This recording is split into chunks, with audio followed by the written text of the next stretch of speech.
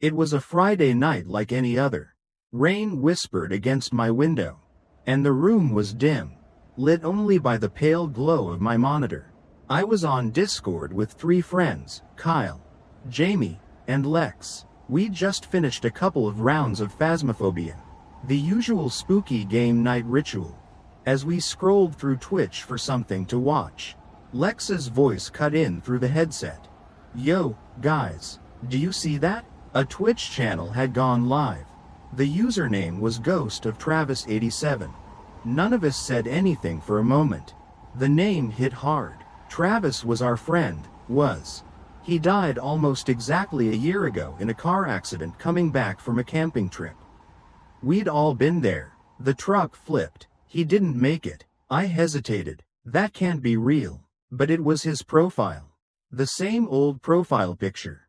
The same dumb banner he never changed. And the stream was on. Lex clicked first. The feed stuttered, then loaded. One by one, we joined. The stream showed a dark room. The camera angle tilted slightly, like it had been placed hastily on a desk. There was no commentary, no intro, just the low hum of a running PC. And something else, a whisper, barely audible, but there, layered, wrong. The room looked familiar. Shadows clawed across the walls like they were moving behind thin curtains. An open closet door yawned in the corner. The only light came from a monitor, casting cold, flickering light against a set of posters on the wall. Kyle's voice broke the silence. "Wait, that looks like your room, Danny." I leaned forward. My stomach dropped. He was right. The same shelf above the monitor. The same posters. The same arrangement of LED lights. But it wasn't live from my camera. My room was empty and dark behind me. I minimized the Twitch tab. My own webcam light was off. OBS wasn't running. I felt the temperature shift. Subtle at first, then unmistakable. Cold prickled across my arms. The air felt thick. "Lex, did you set this up?" I asked. No response. I checked the stream again. A change. There was something now on the bed. A faint dent in the blanket. Like weight was pressing down. But nothing visible. The whispering grew louder. Not a language. Just sound. Breath. Movement. I typed in chat. "Who is this?" Nothing. Then the camera glitched. For less than a second. A figure flashed across the frame. Something lanky. Its limbs too long. Its head tilted just wrong. It stood near the closet. Gone in a blink. I heard the closet door in my own room creak. Slowly. Behind me. I froze. I didn't turn around. I couldn't. Jamie had already disconnected. Kyle was whispering into his mic. Praying. Lex was breathing heavily. But he hadn't said a word since the stream began. I switched my monitor to my webcam view. My camera was off. But the stream kept going.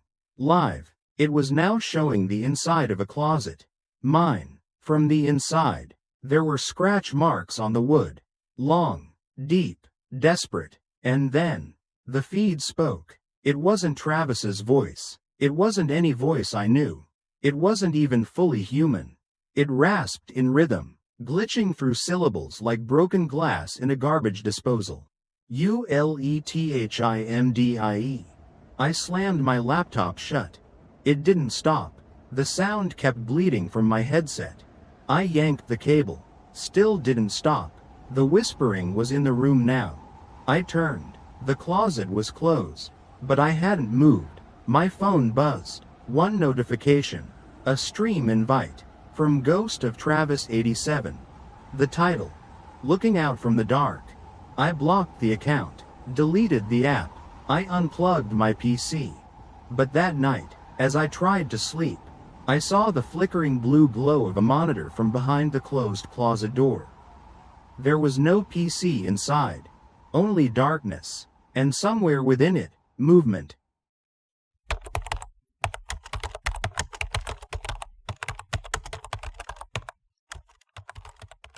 We weren't even supposed to be on that trail.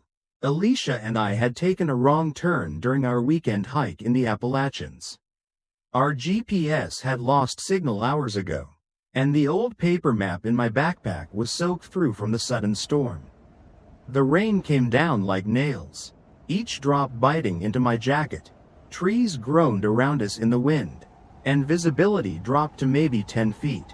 That's when we saw it. A narrow path, barely more than a game trail, cutting into the trees to our right. And at the end of it, maybe 50 yards in, sat a house, a small cabin, really, wooden, 2 stories, dark roof, a porch with a crooked rocking chair, no smoke from the chimney, but lights in the windows. Dim, amber light. It wasn't on our map. Alicia hesitated. I remember her grabbing my arm, whispering, "It feels wrong." But the wind howled behind us and thunder cracked above, and there wasn't really a choice. We climbed the porch. The wood groaned under our boots like it hadn't been walked on in years. The door wasn't locked. Inside, it was warm, dry, clean, dustless, even. There was a fire crackling in the hearth, though we saw no chimney smoke, and a faint scent of lavender in the air. No sign of anyone. We called out, but no one answered. There was an old grandfather clock in the corner, ticking steadily. The living room held 2 armchairs, a shelf of books, and a small table with 2 steaming mugs of tea. That's what stopped me. The tea was warm, not warm, hot, fresh. I looked at Alicia. She looked at me. Neither of us touched the mugs. We sat down by the fire to warm up. I remember thinking how quiet it was. No creaking, no wind, no rain pattering on the roof, though it had been pouring just seconds earlier. The silence was almost too perfect. Then the grandfather clock chimed. Not a loud, clean chime, but a warped, sluggish one, like the sound had to crawl out of the mechanism. I checked my watch, 4:32 p.m. The clock read 4:32 too, but it ticked slower than normal, noticeably slower, a beat too long between each tick.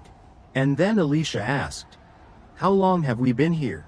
It felt like 15, maybe 20 minutes, but when I checked my watch again, it still said 4:32, exactly the same. I pulled out my phone. Dead. Not just no signal, completely dead. Alicia's was too. That's when things got blurry. I remember Alicia walking up the stairs, saying she heard something. I didn't hear anything, but followed her. The second floor was a narrow hallway with 3 doors, 2 closed, one slightly ajar. The air up there was different. Thick. It felt like walking through syrup. There was a faint sound, like something wet dragging across old wood. From behind the closed door, I reached for the knob, but Alicia pulled me back, her face pale. "We need to leave, now." I nodded. We ran down the stairs, grabbed our soaked backpacks, and opened the front door. It was bright. Blinding sunlight spilled in, blinding and warm. We stepped outside and froze. The forest was different. The trees were thinner, younger. The path was gone. The rain, gone. The air smelled like spring. We stumbled through the trees until we found a dirt road. A car came around the bend not 10 minutes later. A pickup. The driver, an older man with a shocked look on his face, pulled over and stared at us like he'd seen ghosts. He asked our names. When we told him, he went silent. You've been missing for 2 years. He drove us straight to the sheriff's office. Apparently, a massive search had taken place. Our names had been in the papers. Parents devastated. Social media pages turned into digital shrines. Alicia's mother had even held a funeral. We didn't believe him until he showed us a paper. The date, May 18th, 2025. We had entered that house on June 2nd, 2023. They said we looked exactly the same. Same clothes. No aging. No weight loss. Like we had stepped through time. And then came the dreams. Every night since, I see that hallway again. The upstairs one. Only now, in the dream, The closed door slowly creaks open. Inside is only blackness, but something moves in there. Crawling, whispering in a voice that sounds like me, but isn't. Alicia started sleepwalking 2 weeks ago. I found her standing on our porch at 3:32 a.m. staring into the woods. Her eyes were open, but she didn't see me.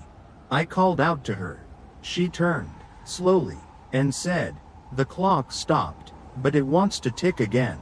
We moved, different state, different house, far from any forest, but it doesn't matter. Yesterday, I opened the pantry and saw a wooden stairwell behind the cereal boxes. It went up. We don't have an upstairs. The lights flickered, and I swear, for a moment, I heard the grandfather clock tick.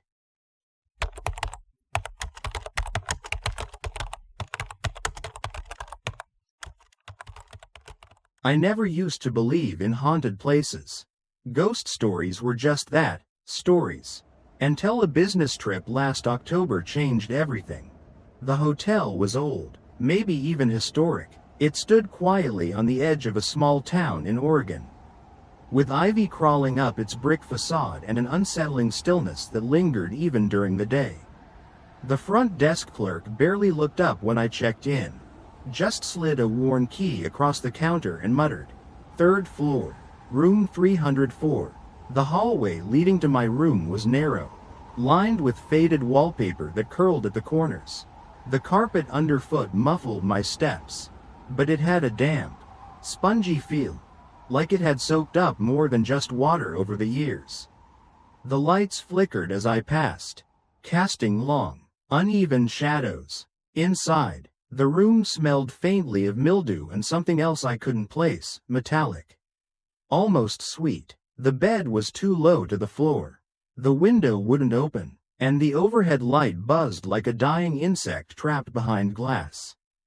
The first night, I barely slept. Around 2:30 a.m., I was stirred awake by a sound. Not a bang, not footsteps, but a soft, rhythmic giggle, like a child trying not to be heard. It came from beneath the bed. I froze, my breath caught in my throat, my ears straining to pick up every detail. But the room was dead quiet again, save for the hum of the broken light fixture. I chalked it up to fatigue. Long day, unfamiliar bed, too much coffee. The next night, the same thing happened. Exactly 2:30 a.m. again. That giggle, dry, stifled, close. This time I sat up. I didn't check under the bed. I didn't want to. I kept the lamp on for the rest of the night and stared at the ceiling until morning. By the third night, the air in the room felt heavier, like the walls were pressing in.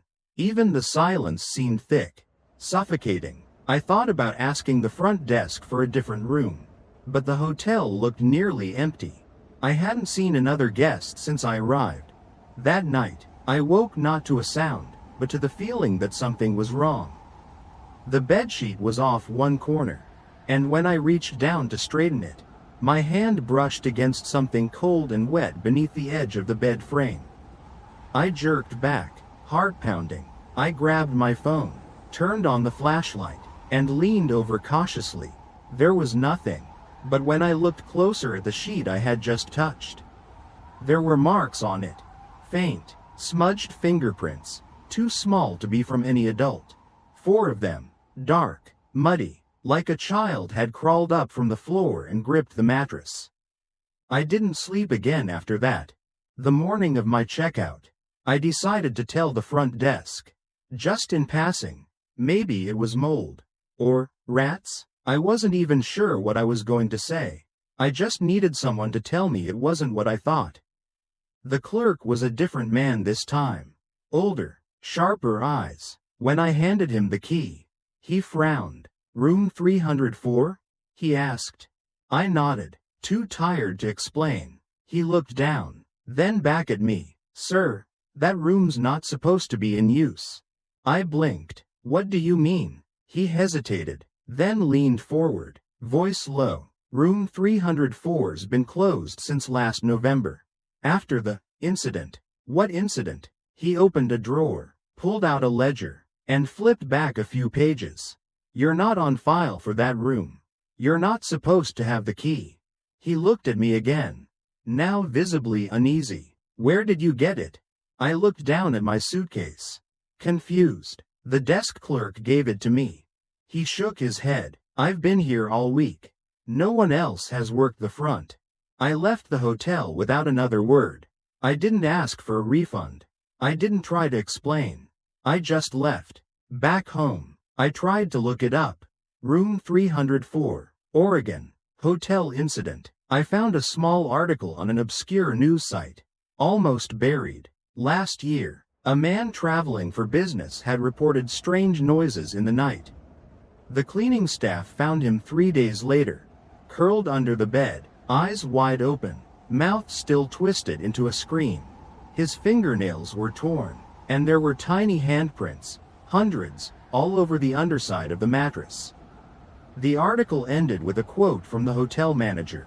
Room 304 will remain locked. Some doors, once opened, don't close. I haven't slept well since. Some nights, around 2:30 a.m., I swear I hear it again. That same giggle, but not under my bed anymore. Now, it's just outside the bedroom door. And every morning, there are new fingerprints on the hallway wall. Too small to be mine. Too many to count.